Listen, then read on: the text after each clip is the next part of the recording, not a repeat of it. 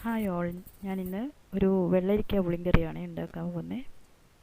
അതിനാവശ്യമായ ഇൻഗ്രീഡിയൻസ്: തേങ്ങ, അരമുറി തേങ്ങ, ഒരു കഷ്ണം പുളി, വാളംപുളി, പിന്നെ ഒരു വെള്ളരിക്ക. അതിൻ്റെ ഒരു പകുതി ഭാഗം മതിയാവും.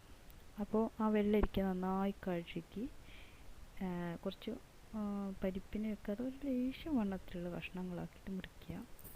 പിന്നെ അതിൽ വെള്ളം, ആവശ്യമായ ഉപ്പ്, മഞ്ഞൾപ്പൊടി, മുളക് പൊടി എന്നിവ ചേർത്ത് കുക്കറിൽ ഒരു 3-4 വിസിൽ ഉണ്ടാകുമ്പോഴത്തേക്കിന് അത് 3-4 വേണമെന്നില്ല, അപ്പോഴത്തേക്കിന് അത് നന്നായിട്ട് വേവും. അത് ഒരാൾ വേവിൻ്റെ അനുസരിച്ചിട്ട് അത് നോക്കി ചെയ്താൽ മതി.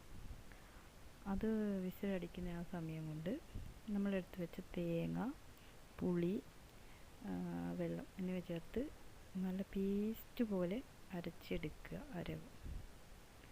അത് പേസ്റ്റ് പോലെ ആയാൽ വളരെ നല്ലത്.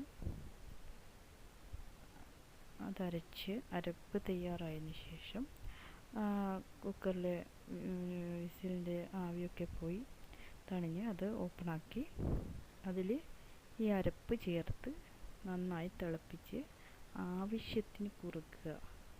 അപ്പോൾ ഞങ്ങളുടെ കയ്യിലുള്ള കറിവേപ്പില ഉണ്ടെങ്കിൽ ലേശം കറിവേപ്പില ഇടുക.